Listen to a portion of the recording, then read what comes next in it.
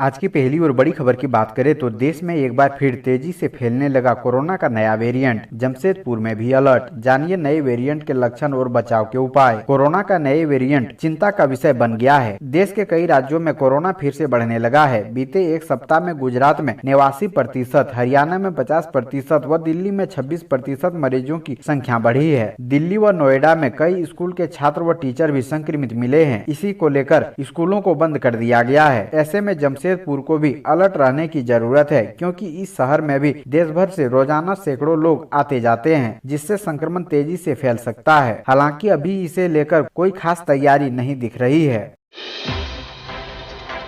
अगली बड़ी खबर की बात करें तो झारखंड में गर्मी के कारण बिजली की बढ़ी डिमांड। हेमंत सोरेन सरकार का आपूर्ति निश्चित करने का निर्देश। झारखंड में भीषण गर्मी के कारण बिजली की मांग बढ़ गई है। बिजली की मांग और आपूर्ति में संतुलन बनाए रखने के लिए ऊर्जा विभाग के प्रधान सचिव और झारखंड ऊर्जा विकास निगम के अध्यक्ष अविनाश कुमार ने अधिकारियों को निर्देश दिया है। उन्होंने राज्य में बिजली आपूर्ति सामान्य बनाए रखने का निर्देश दिया है। स्पष्ट कहा गया है कि ग्रामीण क्षेत्र हो या शहरी, दोनों इलाकों में सामान्य रूप से निर्बाध बिजली आपूर्ति सुनिश्चित करें। कार्यपालक अभियंताओं से उनके क्षेत्र में बिजली आपूर्ति का हाल लिया और उन्हें बिजली की मांग का सही आकलन करके मुख्यालय को अवगत कराने का निर्देश भी दिया है।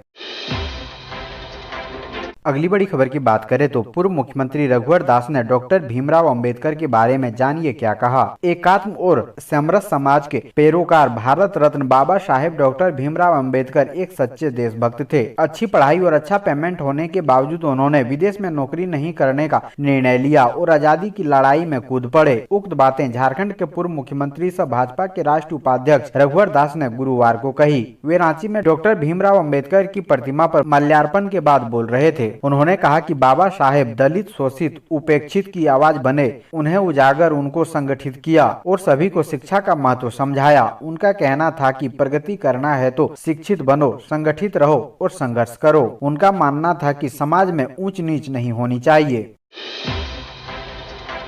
अगली बड़ी खबर है हजारीबाग से। सफेद घोड़े पर विराजमान होकर निकले भगवान महावीर, कराया गया नगर भ्रमण। हजारीबाग जिले के जैन समुदाय के लोगों ने 24वें तीर्थकर भगवान महावीर स्वामी की जयंती बड़े उमंग के साथ मनाई जा रही है। जैन धर्म मानने वालों ने सुबह रैली निकाली, वहीं दोपहर में भगवान महावीर स्वामी की प्रतिमा रथ पर सवार कर नगर भ्रमण के लिए निकाला गया। पिछले कई सालों से सफेद घोड़े पर भगवान महावीर स्वामी को विराजमान कर जैन समुदाय के लोग जुलूस निकालते हैं। कार्यक्रम के दौरान बड़ी संख्या में जैन धर्मावलंबी जुलूस में शामिल हुए।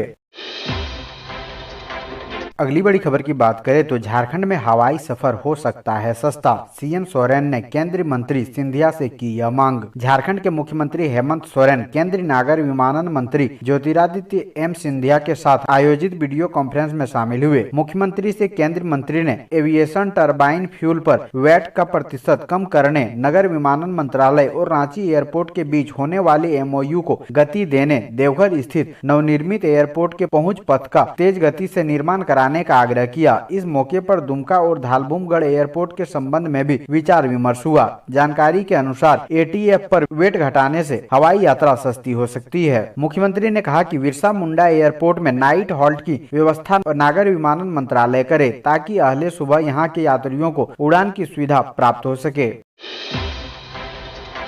अगली बड़ी खबर है देवघर से। झारखंड टूरिज्म डेवलपमेंट कॉरपोरेशन का फरमान, जांच पूरी होने तक रोपवे नहीं होगा रिपेयर। झारखंड के देवघर के त्रिकुट पर्वत पर रोपवे दुर्घटना के बाद जांच पूरी होने तक दुर्घटना स्थल पर किसी भी तरह का कोई कार्य नहीं होगा। जो भी साक्ष्य जिस हालात में पड़े हैं उनमें कोई छेड़छाड़ नहीं करना है। न कोई रिपेयर होगा, न मेंटेनेंस। रोपवे का परिचालन भी नहीं होगा। दुर्घटनाग्रस्त रोपवे जिस हालात में पड़ा है अगले आदेश तक उसी हालात में रखने संबंधित आदेश जारी किया गया है। यह आदेश Jharkhand tourism development corporation limited के प्रबंध निदेशक ने कोलकाता की ropeway company Damodar ropeways and infrastructure limited के महाप्रबंधक वाणिज्य सह लीगल को दिया है। ऐसा इसलिए किया गया है ताकि उच्च स्तरीय जांच पूरी निष्पक्षता के साथ पर्याप्त साक्ष्य की मौजूदगी में हो सके।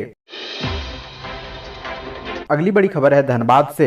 धनबाद में कक्षा 1 से 12 तक के विद्यार्थियों के जाति प्रमाण पत्र पर लगा ग्रहण, इस वजह से नहीं बना पाएगा। सरकारी स्कूलों में अध्ययनरत कक्षा 1 से 12वीं तक के छात्र छात्राओं के लिए स्कूल में बनने वाला जाति प्रमाण पत्र के लिए फिलहाल इंतजार करना होगा। राज्य सरकार ने पंचायत चुनाव के कारण फिलहाल इसे स्थगित कर दिया है। राज्य सरकार की ओर से कहा गया है कि राज्य निर्वाचन आयोग झारखंड ने त्रिस्तरीय पंचायत निर्वाचन 22 की घोषणा हो चुकी है। आदर्श आचार संहिता तत्काल प्रभाव से लागू हो गई है। इस कारण सरकारी स्कूलों में अध्ययनरत कक्षा 1 से 12वीं तक के अभियान चलाकर जाति प्रमाण पत्र निर्गत करने संबंधी कार्यक्रम को तत्काल प्रभाव से स्थगित किया जाता है। अगली तिथि का निर्धारण बाद में किया जाएगा।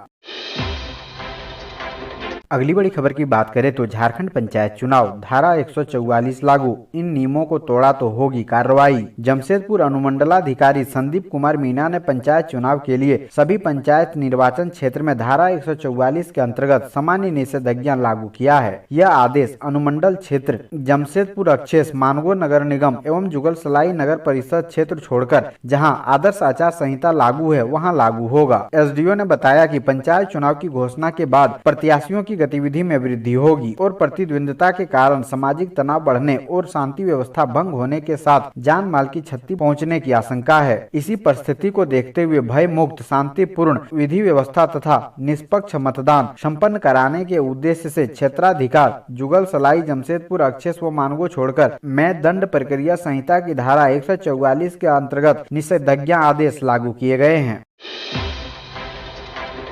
अगली बड़ी खबर की बात करें तो पाकुड़ में कोयला चोरी के खिलाफ पुलिस का अभियान, 17 कोयला चोर गिरफ्तार। पाकुड़ जिले में कोयला चोरी के खिलाफ पुलिस लगातार कार्रवाई कर रही है। इसी क्रम में कोयला लदे साइकिल के साथ पुलिस ने 17 चोरों को गिरफ्तार किया है। गुप्त सूचना के आधार पर मिली जानकारी के आधार पर पुलिस ने कार्रवाई की है। गिरफ्तार किए गए सभी चोरों को FIR दर्ज करने के बाद जेल भेज दिया गया है। अगली बड़ी खबर की बात करें तो मलेशिया में फंसे झारखंड के 10 मजदूरों की 26 को होगी वतन वापसी। मलेशिया में फंसे झारखंड के 30 में से 10 मजदूरों की 26 अप्रैल को वतन वापसी होगी। भारतीय दूतावास के दबाव के बाद मजदूरों को वहां की कंपनी ने फ्लाइट का टिकट दे दिया है। कंपनी की ओर से भुवनेश्वर महतो, वासुदेव महतो, बुधन महतो, रामेश्वर महतो, देवानंद महतो, प्रेमलाल महतो, विनोद कुमार, झारी कुमार, विनोद महतो और बुधन महतो को 25 अप्रैल की फ्लाइट का टिकट दिया गया है। सभी मजदूर मलेशिया से श्रीलंका और फिर चेन्नई होते हुए झारखंड अपने घर 26 को लौटेंगे। शेष 20 मजदूरों को भी टिकट जल्द मिलने की उम्मीद है। अगली बड़ी खबर है मौसम विभाग से। झारखंड में बदलेगा मौसम का मिजाज, लू के साथ बारिश के आसार, वज्रपात की आशंका। झारखंड में 16 अप्रैल से मौसम में बदलाव दिख सकता है। 16 अप्रैल से 20 अप्रैल तक झारखंड में मेघ गर्जन के साथ बारिश के आसार हैं। राज्य के पूर्वी, उत्तर पूर्वी, निकटवर्ती मध्य भागों में कहीं कहीं बादल के साथ मेघ गर्जन हो सकता है और इस दौरान बारिश की संभावना है। वज्रपात की भी आशंका व्यक्त की गई है। मौसम केंद्र की माने तो उत्तर पश्चिमी भागों में लू चल सकती है। इसके लिए येलो अलर्ट जारी किया गया है। अगली बड़ी खबर की बात करें तो कोडरमा में पुलिस कस्टडी में व्यवसायी की मौत, हत्या के आरोप में सस्पेंड। झारखंड के कोडरमा जिले के डोमचांच के हरिहरगंज में बुधवार शाम एक व्यवसायी की पीट कर हत्या कर दी गई है। इस हत्या पर लोगों का गुस्सा फूट रहा है। इस हत्या का आरोप डोमचांच के थानेदार और पुलिस कर्मियों पर है। इसके विरोध में सैकड़ों स्थानीय लोगों ने डोमचांच कोडरमा रोड पर बुधवार की शाम 6 बजे से रात 11 बजे तक जाम लगाए रखा। मृतक का नाम अर्जुन साव बताया जा रहा है। व्यवसायी के परिजनों और स्थानीय लोगों का आरोप है कि व्यवसायी की हत्या डोमचांच थाने के थानेदार और पुलिस कर्मियों ने मिलकर की है। उसे बेरहमी से पीटा गया और उनकी आंख तक फोड़ दी गई। केंद्रीय शिक्षा राज्य मंत्री और कोडरमा की सांसद अन्नपूर्णा देवी ने इसे क्रूरतम हत्याकांड बताते हुए कहा कि इस मामले की न्यायिक जांच करवाई जानी चाहिए। अगली बड़ी खबर की बात करें तो बागी लोबिन हेम्ब्रम पर हो सकती है कार्रवाई, झामुमो ने दिए संकेत। 1932 खतियान आधारित स्थानीय और नियोजन नीति की मांग को लेकर बगावत का झंडा बुलंद करने वाले झामुमो विधायक लोबिन हेम्ब्रम की हर गतिविधियों और बयान पर पार्टी नेतृत्व की नजर है और जब भी झामुमो पार्टी पदाधिकारियों का फोरम बैठेगा तब लोबिन हेम्ब्रम के बयानों, पार्टी नेतृत्व को दिए जा रहे चैलेंजों और उनके मुद्दे सब पर विचार होगा। पार्टी के निवर्तमान केंद्रीय महासचिव और वर्तमान में ने केंद्रीय समिति सदस्य सुप्रियो भट्टाचार्य ने इस ओर संकेत देते हुए कहा है कि लोबिन हेम्ब्रम द्वारा पार्टी नेतृत्व को चुनौती देने का नहीं है, वो अपनी बात कह रहे हैं, पर यह भी सही है कि उनके हर बयान और गतिविधियों पर नजर है और आने वाले दिनों में जब भी झारखंड मुक्ति मोर्चा की बड़ी बैठक होगी तो केंद्रीय अध्यक्ष शिबू सोरेन और कार्यकारी अध्यक्ष हेमंत सोरेन फैसला लेंगे।